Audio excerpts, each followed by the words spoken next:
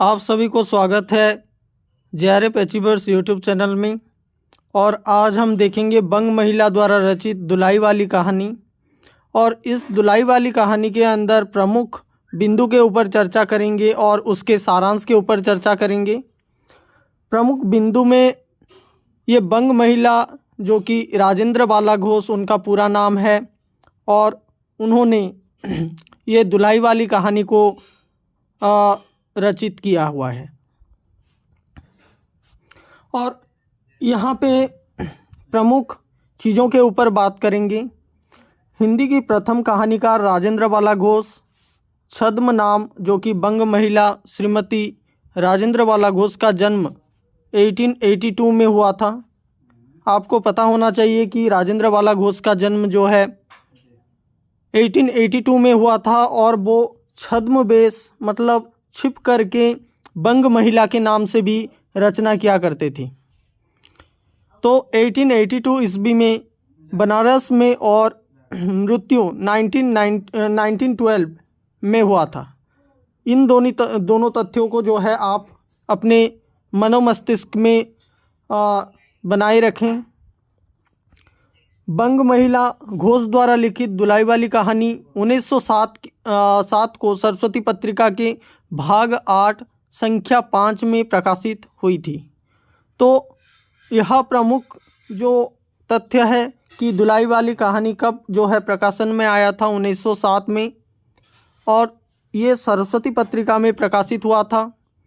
इसका भाग कितना है? 8 भाग हैं और संख्या 5 में प्रकाशित हुआ था। तो फिर से हम देखते हैं, दुलाई वाली कहानी 1907 में जो है सरस्वती पत्रिका में प्रकाशित हुआ। इसका कुल कितना भाग है? 8 भाग है। और ये कौन सी पत्रिका में प्रकाशित हुआ? मतलब सरस्वती पत्रिका में प्रकाशित हुआ। इसका कुल अंक कितना है? मतलब 5 अंक है कुल। तो कहानी की प्रमुख विशेषता यह है कि यह रचना हास्य सृजन के परंपरा से हटकर मौलिकता और काल्पनिकता का अनोखा वर्णन है। तो इसमें हम देखेंगे कि यह हास्य सृजन के परंपरा से थोड़ा सा हट कर के मौलिक विषय यहाँ पे देखने को मिलता है, और काल्पनिक जगत के अंदर ये विषय थोड़ा प्रवेश करता है। और आपको अगले तथ्य की ओर चलते हैं। दुलाई वाली कहानी को प्रथम मौलिक कहानी माना गया है। यह प्रमुख तथ्य के ऊपर आप जो है विशेष नज़र बनाए रखें कि इसको प्रथम मौलिक कहानी भी कहा गया है।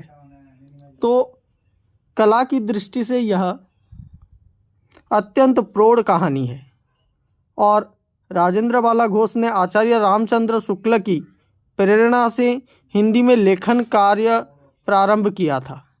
तो किसके प्रेरणा से जो है राजेंद्र बाला घोष हिंदी में लेखन परंपरा प्रारंभ किया था? तो इसका सही उत्तर चयन करने में आपको यह पॉइंट जो है बहुत ही महत्वपूर्ण साबित होगा। इस कहानी को लेखिका ने हास्य कहानी के रूप में लिखा है। मतलब हास्य व्यंग के ऊपर भी राजेंद्र बाला घोष या बंग महिला का बहुत ही महत्वपूर्ण जो है योगदान रहता है। उसके साथ साथ अगले पॉइंट के ऊपर चर्चा करें। काशी और उसके आसपास के जनजीवन तथा स्त्री पुरुष की सोच, उनके मनोभावों का वास्तविक चित्रण किया गया है। तो काशी और उसके कुछ आसपास के जो जनजीवन है, मतलब सामान्य जीवन के जो स्त्री पुरुष हैं, उनकी सोच, उनकी मानसिकता, उनके मनोभाव का यहाँ पे सविस्तार चित्रण या वास्तविक चित्रण यहाँ पे किया हुआ है। कहानी की शुरुआत काशी के दशाश्वमेध घाट से शुरू होकर के इलाहाबाद में ख़त्म होता है। तो हमको ऑप्शन में आ सकता है कि कौन सी कहानी दशाश्वमेध घाट से शुरू होकर के इलाहाबाद में ख़त्म होता है। तो इस वीडियो लेक्चर को जो कोई भी देख रहा होगा तो उसको पता ही चल गया होगा कि कहानी का नाम है दुलाई वाली, जो कि काशी के दशाश्वमेध घाट से शुरू होकर के इलाहाबाद में ख़त्म होता है। और उसके बाद हम आगे की ओर बढ़ते हैं और कहानी के कुछ प्रमुख पात्र के ऊपर चर्चा करते हैं। इसमें कुल देखेंगे तो बंसीधर, नवल किशोर, जानकी देई, सीता, लाठीवान और अन्य पात्र जो है देखने को मिलते हैं। तो इस कहानी के अंदर बंसीधर का क्या रोल होता है? बंसीधर जो है मुख्य पात्र है, जो कि इलाहाबाद का निवासी है, मतलब वो इलाहाबाद में रहता है। और नवल किशोर बंसीधर का ममेरा भाई जो हंसमुख व्यक्ति है। पूछा जा सकता है कि दुलाई वाली कहानी में बंसीधर का ममेरा भाई कौन है, जो कि हर वक्त एक हंसमुख व्यक्ति है। तो आप नवल किशोर का जिक्र कर सकते हैं। उसके साथ साथ जानकी देई भी एक जो है प्रमुख पात्र यहाँ पे आती हैं, जो कि बंसीधर की पत्नी एक गृहस्थ महिला है। कौन है? जानकी देई। तो इसको याद रखें। और एक स्त्री पात्र जो कि जिनका नाम है सीता, जो कि बंसीधर की साली है। उसके बाद लाठीवान, जो कि ट्रेन में एक यात्री है। उसके बाद अन्य पात्र के अंदर नवल किशोर की पत्नी का नाम यहाँ पे नहीं दिया हुआ है। बंसीधर की सास, साला, साली और इक्केबाला, इन सभी प्रमुख पात्र के ऊपर ये कहानी जो है इनके इर्द गिर्द जो है घूमती है। तो दुल्हाई वाली कहानी का सारांश को नज़र डालने से पहले हम चर्चा कर लेते हैं कि दुल्हाई वाली कहानी में हम प्रमुख रूप से हास्य व्यंग्य के ऊपर लिखा हुआ एक कहानी है। और इस कहानी को एक एक पॉइंट को आपको समझाने की कोशिश करूंगा और उसको हर एंगल से देखने की कोशिश करेंगे, समझने की कोशिश करेंगे। मिल कर के जो है आगे की ओर बढ़ते हैं। दुल्हाई वाली कहानी का सारांश जो है इस तरह है कि दुल्हाई वाली कहानी का सारांश देखने से पहले दुल्हाई वाली का अर्थ क्या है वो देखते हैं। दुल्हाई वाली का अर्थ है कपड़े का मोटा चादर जिसे नव विवाहिता औरतें घूंघट लेती हैं, जिसको कि दुल्हाई वाली कहा जाता है। दुल्हाई वाली का अर्थ यह स्पष्ट होता है कि जो कपड़ा या मोटा चादर जो कि नव विवाहिता मतलब नए नए जो विवाह करके आते हैं उनके घूंघट के रूप में यह कार्य में आता है। जैसे कि मैं पहले ही बोल चुका था कि काशी के दशाश्वमेध घाट से यह शुरू होता है। तो वहाँ से ही देखते हैं। काशी जी के दशाश्वमेध घाट पर स्नान करके एक मनुष्य बड़ी व्यग्रता के साथ गोदलिया की तरफ आ रहा था। एक हाथ में एक मैली सी तौलिया में लपेटी हुई भीगी धोती और दूसरी में सुरती की गोलियां की कई डिबियां और घुंटनी की एक पुड़िया थी। उस समय दिन के 11 बजे थे और गोदलिया की बाईं तरफ जो गली है उसके भीतर एक और गली में थोड़ी दूर पर एक टूटे से पुराने मकान में वह जा घुसा। उसके बाद क्या होता है, मकान के पहले खंड में बहुत अंधेरा था, पर ऊपर की जगह मनुष्य के वायोयोगी थी। नवागत मनुष्य धड़धड़ाता हुआ ऊपर चढ़ गया। वहाँ से एक कोठरी में उसने हाथ की चीज़ों रख दी और सीता सीता कहकर पुकारने लगा। तो यहाँ पे एक व्यक्ति का जिक्र होता है जो कि दशाश्वमेध घाट से नहा करके आता है और उसने अपना जो चीज़ है वो अपने जगह पर रख करके सीता सीता कह करके पुकारता है। उधर से सीता जो है कहती है कि क्या है। कहती हुई एक 10 बरस की बालिका आ खड़ी हुई। तब उस पुरुष ने कहा, सीता जरा अपनी बहन को बुला ला। सीता जरा अपनी बहन को बुला ला। अच्छा कहकर सीता गई और कुछ देर में एक नबीना स्त्री आकर के उपस्थित हुई। उसे देखते ही पुरुष ने कहा, जो हम लोगों को तो आज ही जाना है, मतलब अब जो है वो वापस जाने के लिए तैयार हो जाओ, इस तरह की सूचना जो है वो संप्रेषित करती है। इस बात को सुनकर स्त्री कुछ आश्चर्य युक्त होकर के और झंझला कर बोली, आज ही जाना होगा? यह क्यों? भला आज कैसे जाना हो सकेगा? ऐसा ही था तो सवेरे भैया से कह देते। तुम तो जानते हो कि मुंह से कह दिया बस छुट्टी हुई। लड़की कभी विदा की होती तो मालूम पड़ता। मतलब तुमने कभी लड़की को विदा किया होता तो तुमको मालूम पड़ता। तुम वैसे ही बोल दिए तो निकल जाएंगे क्या? आज तो किसी सूरत में जाना नहीं हो सकता। तुम आज कहती हो, हमें तो अभी जाना है। बात यह है कि आज ही नवल किशोर कलकत्ते से आ रहे हैं। आगरे से अपनी नई बहू को भी साथ ला रहे हैं। सो उन्होंने हमें आज ही जाने के लिए इसरार किया है। तो उधर से नवल किशोर भी जो है आ रहे हैं और हमको भी इस घड़ी ही जाना है। इस तरह का जो है बयाना लेकर के आते हैं या बोलने लगते हैं। और इसके अंदर उन्होंने हमें आज ही जाने के लिए इसरार किया है। इसरार किया है मतलब बोला है कि हमको आज ही निकलना होगा। हम सब लोग मुगल सराय से साथ ही इलाहाबाद चलेंगे। तो आपको पूछा जा सकता है कि मुगल सराय का जिक्र किस कहानी के अंदर हुआ है, तो आप तुरंत ही बता देंगे कि दुलाई वाली कहानी के अंदर हुआ है।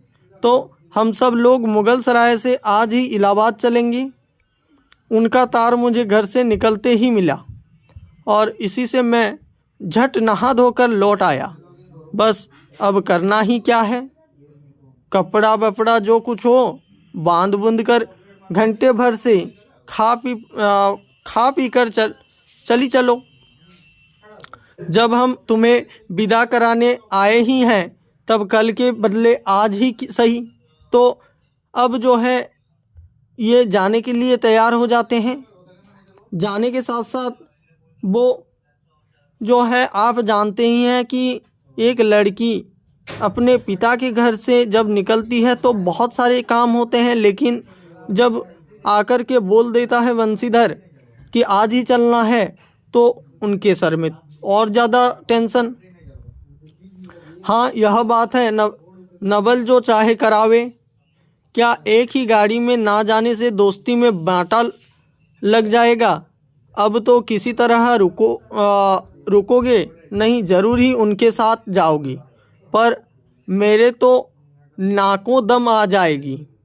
मतलब तुम अपने दोस्तों के साथ ही जाने से दोस्ती बना रहेगा, अलग गाड़ी में जाने से क्या दोस्ती टूट जाएगा? इस तरह का बात जो है कहती है। क्यों, किस बात से? उनकी हंसी से और किससे? हंसी ठट्टा भी राह में अच्छी लगती है, उनकी हंसी मुझे नहीं भाती। एक रोज़ मैं चौक में बैठी पुड़िया काट रही थी कि इतने में ना जाने कहाँ से आकर नवल चिल्लाने लगे, ए बुआ देखो तुम्हारी बहू पुड़िया खा रही है। मैं तो मारे शर्म से मर गई। हाँ भाभी, आज भाभी जी बात हंसी से उड़ा दो। वे बोले, खाने पहनने के लिए तो आई ही है, पर मुझे उनकी हंसी बहुत बुरी लगी। बस इसी से तुम उनके साथ नहीं जाना चाहती? अच्छा चलो, मैं नवल से कह दूंगा कि यह बेचारी कभी रोटी तक तो खाती नहीं, पूड़ी क्यों खाने लगी।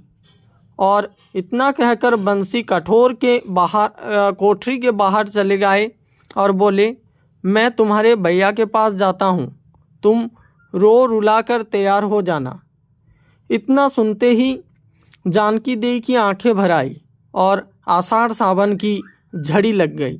तो उसके बाद क्या होता है कि जानकी देई पूरी तरीके से रोने लगी और आषाढ़ सावन की झड़ी लग गई, मतलब रोते रोते अपना हाल बेहाल कर गई। उसके बाद क्या होता है, बंसीधर इलाहाबाद के रहने वाले हैं, बनारस में ससुराल है। बंसीधर कहाँ पे रहने वाले हैं, ये क्वेश्चन जो है आ सकता है। तो बंसीधर कहाँ पे रहने वाले हैं, इलाहाबाद में रहने वाले हैं और उनका ससुराल है बनारस।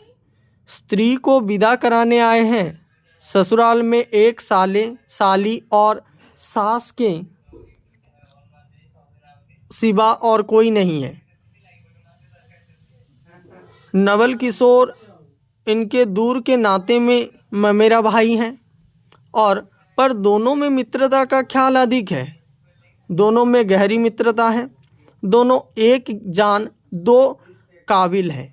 तो ये अगर आ जाए दोनों एक जान दो काबिल है, यह कथन किसके लिए किसका प्रति है, ये पूछा जाए तो आप बोल सकते हैं कि नवल किशोर और बंसीधर इन दोनों मित्र के अंदर यह जो है कथन आया हुआ है।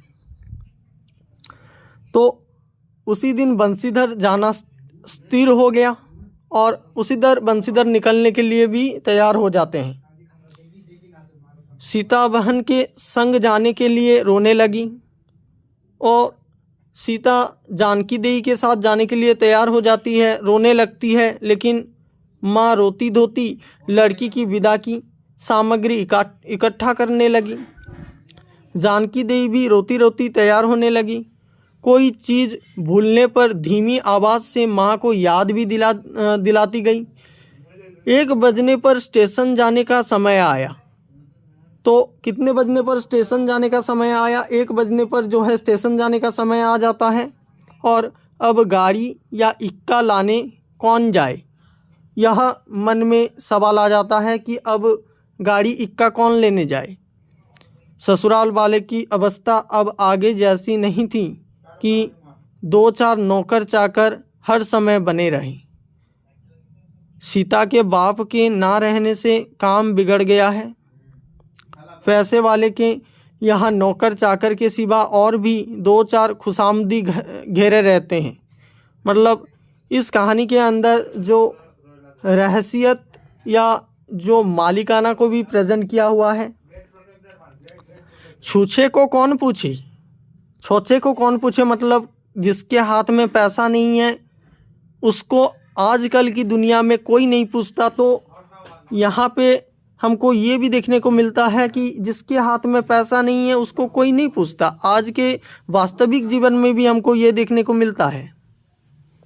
एक कहारिन है सो भी इस समय कहीं गई है, जो काम करने वाली है वो भी नहीं है। साले राम की तबीयत अच्छी नहीं है, वे हर घड़ी बिछोने से बातें करते रहते हैं, मतलब तबीयत पूरी तरीके से ढीली है। 30 पर भी आप कहने लगे मैं ही धीरे धीरे जाकर कोई सवारी ले आता हूँ, नज़दीक तो है। तो बंसीधर बोले नहीं नहीं, तुम क्यों तकलीफ़ करोगे, मैं ही जाता हूँ।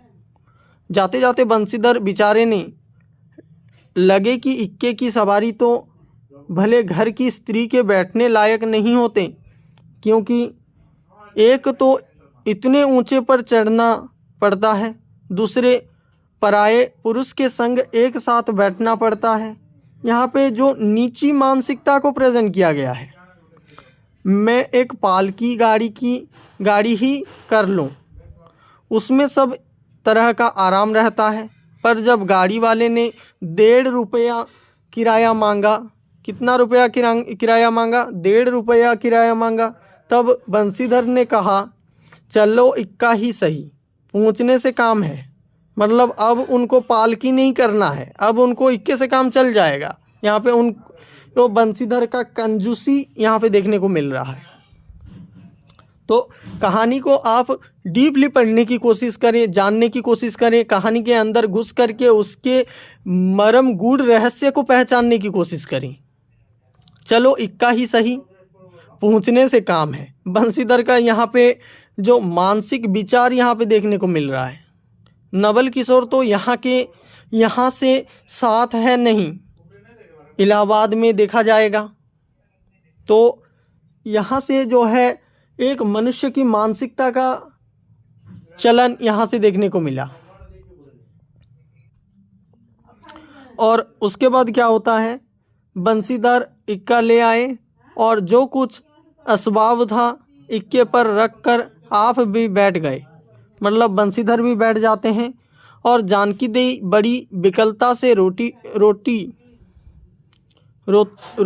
लिखा हुआ है, ये नहीं होगा, रोती हुई इक्के पर जा बैठी।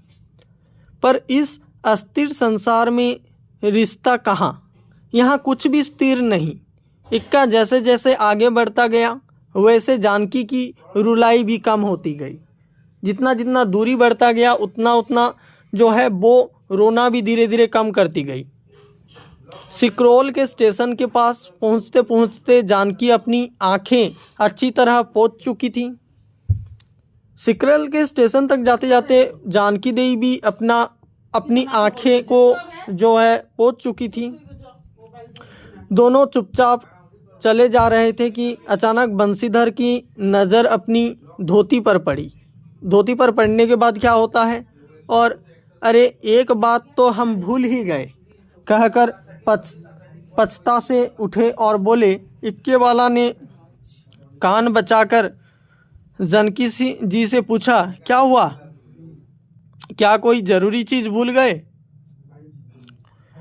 नहीं, क्या नहीं, एक देसी धोती पहनकर आना था, सो भूल कर विलायती ही पहनी आए। तो यहाँ पे बोला गया कि वो देसी धोती पहनना पसंद करते थे, तो यहाँ पे स्वदेशी वस्तुओं का भी जिक्र आता है।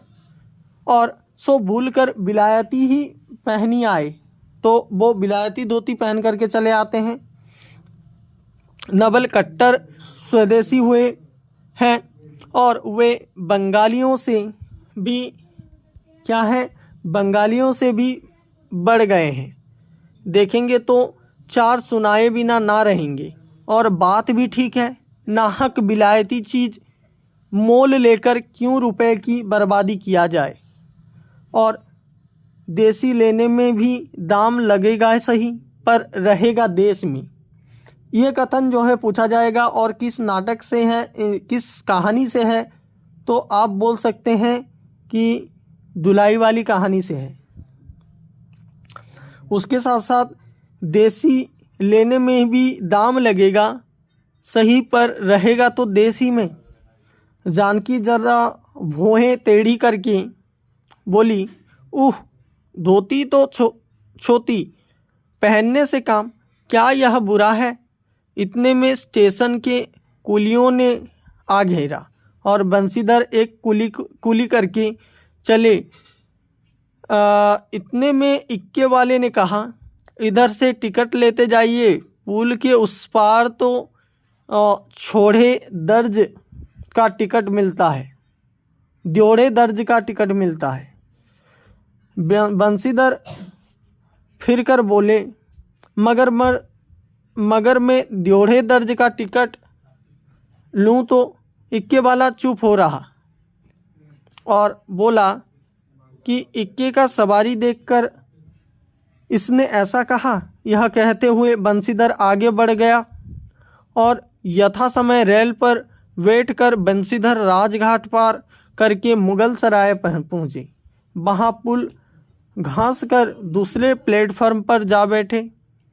आप नवल किशोर से मिलने की खुशी में प्लेटफार्म के इस छोर से उस छोर तक टहलते रहे। देखते देखते गाड़ी का धुआं दिखलाई पड़ा। मुसाफिर अपनी अपनी गठरी संभालने लगे। रेल दबी भी अपनी चाल धीमी करती हुई गंभीरता से आ खड़ी हुई। बंसीधर एक बार चलती गाड़ी ही में शुरू से आखिरी तक देख गए, पर नवल का कहीं पता न था। बंसीधर फिर भी गाड़ियों को तेहरा गए। भीतर घुस कर एक एक डिब्बे को देखा, किंतु नवल ना मिले। अंत को आप खिजला उठे और सोचने लगे कि मुझे तो वैसी चिट्ठी लिखी और आप ना आया, मुझे अच्छा उल्लू बनाया। अच्छा, जाएंगे कहाँ? भेंट होने पर समझ लूँगा। सबसे अधिक सोच तो इस बात का था कि जानकी सुनेगी तो ताने पर तान मारेगी, पर अब सोचने का समय नहीं। रेल की बात ठहरी। बंसीधर झट गए और जानकी को ला कर के जाननी गाड़ी में बिठाया।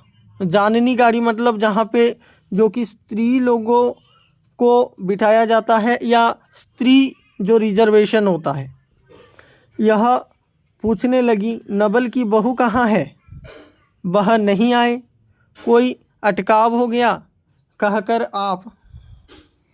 आप बगल वाले कमरे में जा बैठे। कमरे मतलब जो रेल का डिब्बा होता है, एक डिब्बे से जानने वाली गाड़ी में जाकर के उनके पत्नी को बिठा दिया, और उनसे जो अलग और एक डिब्बे में जाकर के वो बैठ जाते हैं।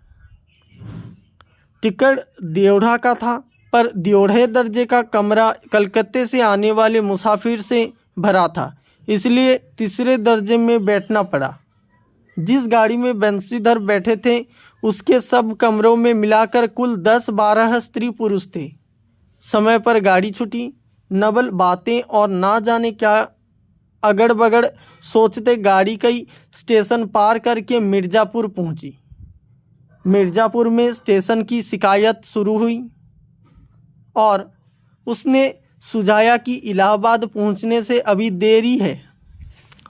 चलने की झंझट में अच्छी तरह उसकी पूजा किए बिना ही बंसीधर ने बनारस छोड़ा था, इसलिए आप झट प्लेटफार्म पर उतरे और पानी के बोम्बे से हाथ मुंह धोकर के एक खोंचे वाले से थोड़ी सी ताज़ी पूड़ियाँ और मिठाई लेकर के निराली में बैठ अपने उन्हें ठिकाने पहुंचाया। पीछे से जानकी की सुध आई। सोचा कि पहले पूछ लें, तब कुछ मोल लगे, क्योंकि स्त्रियां नटखट होती हैं, वे रेल पर खाना पसंद नहीं करती। पूछने पर वही बात हुई। तब बंसीधर लौटकर अपने कमरे में आ बैठे। यदि वे चाहते तो इस समय ड्योढ़े में बैठ जाते, क्योंकि अब भीड़ कम हो गई थी, पर उन्होंने कहा, थोड़ी देर के लिए कौन बखेड़ा करी। बंसीधर अपने कमरे में बैठे तो एक मुसाफिर अधिक दिख पड़े। अगले वालों में से एक उतर भी गया था। जो लोग थे सब तीसरे दर्जे के योग्य जान पड़ते थे। अधिक सभ्य तो बंसीधर ही थे। उनके कमरे के पास वाले कमरे में एक भले घर की स्त्री बैठी थी। वह बेचारी सर से पैर तक ओढ़े, सर झुकाए, एक हाथ लंबा घूंघट काढ़े, कपड़े ही गठरी सी बनी बैठी थी। बंसीधर ने सोचा, इनके संग वाले भद्र पुरुष के आने पर उनके साथ बातचीत करके समय बिताएंगी। 1-2 करके तीसरी घंटी बजी। तब वह स्त्री कुछ अचकचा कर थोड़ा सा मुंह खोल जंगले से बाहर देखने लगी। ज्यों ही गाड़ी छूटी वह मानो कांप सी उठी, और रेल का देना लेना तो यो ही गया था। अब उसको किसी की क्या परवाह। वह अपनी स्वाभाविक गति से चलने लगी। प्लेटफॉर्म पर भीड़ भी नहीं थी, केवल 2-4 आदमी रेल की अंतिम विदाई तक खड़े थे। जब तक स्टेशन दिखलाई दिया तब तक वह बेचारी बाहर ही देखती रही। फिर स्पष्ट स्वर में रोने लगी। उस कमरे में 3-4 प्रौढ़ ग्रामीण स्त्रियां भी थीं। एक जो उसके पास ही थी कहने लगी, अरे इनकर मनई तो नहीं आइलन हो, देखो हो रोवल कर थर्डन। दूसरी, अरे दूसरी गाड़ी में बैठा होई हैं, पहली दूर वरही ई जाननी गाड़ी थेड़े है। दूसरी औरे तो हो भलू तो कहूँ, कहकर दूसरी भद्र महिला से पूछने लगी, कौन गांव उतरबू बेटा? मिर्जेपुर चढ़ी हो ना? इक्के जवाब में उसने जो कहा सो वह ना सुन सकी। तब पहली बोली, हट हम पुछलाहना, कहाँ उतरबू हो? यहाँ इलाहाबाद सा। दूसरी, इलाहाबाद? इलाहाबाद कौन गांव हो गैया? पहली, और नाही जनलू पयाग जी, जहाँ मनई मकर नहाएच जाला। दूसरी, भला पयाग जी काहे ना जानिय, ले कहे नाही, तोहरे पंच के धर्म से 4 दई नहाए चुकी होंगी। ऐसो हो सोमवारी और गहन दाका दाका लाग रहा, नौन तोहरे काशी जी नहाई गई रही। पहली, आवे जाए के तो सब गौते जात बटले वाटेन, फून यह साइत तो बिचारे विपत में ना पड़ल वाटली। हे हम 5 यह राजघाट टिकट कटावली, मोंगल के सराय उतरिल हो द पुन चढ़ैल। तो इस तरह से उन दोनों के अंदर बातचीत होता रहता है। इस तरह उनकी वेसिर फेर की बातें सुनते सुनते बंसीधर ऊब उठे। तब वे उन स्त्रियों से कहने लगे, तुम तो नाहक उन्हें और भी डरा रही हो। जरा इलाहाबाद तार गया होगा और दूसरी गाड़ी से भी वहाँ पहुँच जाएंगी। मैं भी इलाहाबाद ही जा रहा हूँ, मेरे संग भी स्त्रियां हैं। जो ऐसा ही है तो दूसरी गाड़ी के आने तक मैं स्टेशन ही पर ठहरा रहूँगा। तुम लोगों में से यदि कोई प्रयाग उतरे तो थोड़ी देर के लिए स्टेशन पर ठहर जाना, इनको अकेला छोड़ देना उचित नहीं। यदि पता मालूम हो जाएगा तो मैं इन्हें इनके ठहरने के साथ स्थान पर भी पहुंचा दूंगा। बंसीधर की इन बातों से उन स्त्रियों की बाकधारा दूसरी ओर बह चली।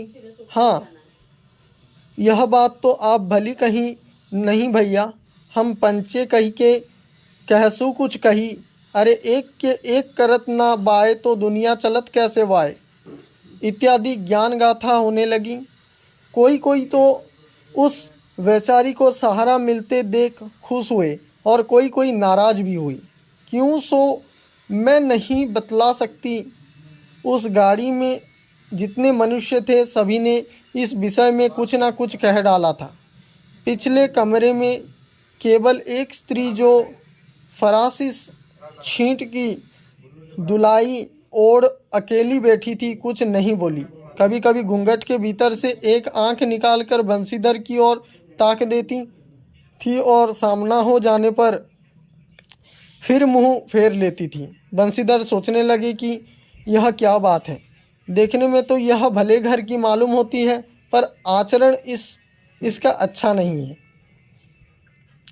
गाड़ी इलाहाबाद के पास पहुंचने को गई हुई। बंसीधर उस स्त्री को धीरज दिलाकर आकाश पाताल सोचने लगे। यदि तार में कोई खबर ना आई होंगी तो दूसरी गाड़ी तक स्टेशन पर ही ठहरना पड़ेगा, और जो उससे भी कोई ना आया तो क्या करूँगा। जो हो, गाड़ी नैनी से छूट गई। अब साथ की उन अशिक्षित स्त्रियों ने फिर मुंह खोला, का भैया जो कहे बिन टिकट से आवत होई तो औकर का सजाए होला। अरे ओका है ई नाही चाहत रहा कि मेहरारू के तो बेट दिहलेन और अपुआ तुनक टिकट लई के चल दिहलेन। किसी आदमी ने तो यहाँ तक दौड़ मारी कि रात को बंसीधर इनके जेवर छीनकर रफू चक्कर हो जाएंगे। उस गाड़ी में एक लाठी वाला भी था। उसने खुल्लिम खुल्ला कहा, का बाबूजी कुछ हमरो साझा। इतनी बात पर बंशीधर क्रोध से लाल हो गए। उन्होंने इसे खूब धमकाया। उस समय तो वह चुप हो गया, पर यदि इलाहाबाद उतरता तो बंशीधर से बदला लिए बिना ना रहता। बंशीधर इलाहाबाद में उतरे। एक बुढ़िया को भी वहीं उतारना था। उन्होंने कहा कि उनको भी अपने संग उतार लो। फिर उस बुढ़िया को उस स्त्री के पास बिठाकर आप जननी की उतारने गए। जननी से सब हाल कहने पर वह बोली, अरे जाने भी दो, किस वेखेड़े में पड़े हो। पर बंशीधर ने ना माना। जानकी को और उस भद्र महिला को एक ठिकाने बिठाकर आप स्टेशन मास्टर के पास गए। बंशीधर के जाते ही एक बुढ़िया, जिसे उन्होंने रखवाली के लिए रख छोड़ा था, किसी बहाने से भाग गई। अब तो बंशीधर बड़े असमंजस्य में पड़े। टिकट के लिए बखेड़ा होगा, क्योंकि वह स्त्री वे टिकट है। लौट कर आए तो किसी को ना पाया। अरे ये सब कहाँ गई, यह कहकर चारों तरफ देखने लगी, कहीं पता नहीं। इस पर बंशीधर घबराए। आज कैसी बुरी साइत में घर से निकले कि एक के बाद दूसरी आफत में फंसने लगे आ रहे हैं। इतने में अपने सामने उस दुलाई वाली को आते देखा। तू ही उन स्त्रियों की कहीं ले गई है। इतना कहना था कि दुल्हाई में से मुंह खोलकर नवल किशोर खिलखिला उठे। तो यहाँ पे देखने को मिला जो दुल्हाई वाली थी वही नवल किशोर था। कौन था? नवल किशोर था। ये मेन पॉइंट है। इस मेन पॉइंट को आप ध्यान रखें और यहाँ से इस कहानी का पर्दा उड़ जाता है। अरे यह क्या, सब तुम्हारी ही करतूत है। अब मैं समझ गया। क्या समझ गया? कैसा गजब तुमने किया है। ऐसी हंसी मुझे नहीं अच्छी लगती। मालूम होता है कि वह तुम्हारी ही बहू थी। अच्छा, तो वे कहीं गई कहाँ? वे लोग तो पालकी गाड़ी में बैठी हैं, तुम भी चलो। नहीं, मैं सब हाल सुना लूँगा तब चलूँगा। हाँ, यह तो कहे, तुम मिर्ज़ापुर में कहाँ से आ निकले? मिर्ज़ापुर नहीं, मैं तो कलकत्ते से, बल्कि मुगल सराय से तुम्हारे साथ चला आ रहा हूँ। तुम जब मुगल सराय में मेरे लिए चक्कर लगाते थे, तब मैं द्योढ़े दर्जे में ऊपर वाले बेंच पर लेटे तुम्हारी तमाशा देख रहा था। फिर मुगल सराय मिर्ज़ापुर में जब तुम पेट के धंधे से में लगे थे, मैं तुम्हारे पास से निकल गया, पर तुमने ना देखा। मैं तुम्हारी गाड़ी में जा बैठा। सोचा कि तुम्हारी आने पर प्रकट होऊंगा, फिर थोड़ा और देख लें। करते करते यहाँ तक नौबत पहुँची। अच्छा, अब चलो, जो हुआ उसे माफ़ करो। यह सुन बंशीधर प्रसन्न हो गए। दोनों मित्रों में बड़े प्रेम से बातचीत होने लगी। बंशीधर बोले, मेरे ऊपर जो कुछ बीती सो बीती, पर वह बिचारी जो तुम्हारे से गुणवान के संग पहली ही बार रेल से आ रही थी, बहुत तंग हुई। उसे तो तुमने नाहक रुलाया, बहुत ही डर गई थी। नहीं जी, डर किसी बात का, हम तुम दोनों गाड़ी में ना थे। हाँ, पर यदि स्टेशन मास्टर से इत्तिला करा देता तो बिगड़ा खड़ा हो जाता ना। अरे तो क्या मैं मर थोड़ी गया था। 4 हाथ की दुलाई की बिसात ही कितनी। और इसी तरह बातचीत करते करते दोनों गाड़ी के पास आए। देखा तो दोनों मित्र बहुओं में खूब हंसी हो रही थी। जानकी कह रही थी, अरे तुम क्या जाने, इन लोगों की हंसी ऐसी ही होती है। हंसी में किसी के प्राण भी निकल जाएं तो भी इन्हें दया ना आवे। खैर, दोनों मित्र अपनी अपनी घरवाली को लेकर के राजी खुशी घर पहुँचे और मुझे भी उनकी यह राम कहानी लिखने में छुट्टी मिली। ये लास्ट वाला आपको अंतिम वाला पूछा जा सकता है कि मुझे भी उनकी राम कहानी लिखने में छुट्टी मिली। यह भी एक इम्पोर्टेंट कथन है, इसको भी याद रखें। और आपने दुल्हाई वाली कहानी को सुना, उसका सारांश सुना।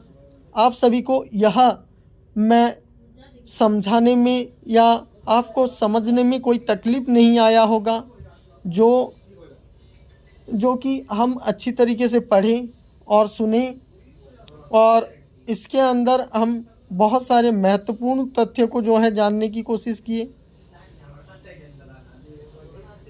आप इस चैनल के साथ जुड़े रहें और इस तरह से जो असिस्टेंट प्रोफेसर, एमपीपीसीएस, यूपीपीसीएस और अनेक ऐसे असिस्टेंट प्रोफेसर वाले एग्जामिनेशन, और ये कहानी आपके यूपीएससी सिलेबस के अंदर भी लगा हुआ है, तो आप इस कहानी को अच्छे ढंग से सुने होंगे और इस कहानी का भरपूर आनंद लिए होंगे।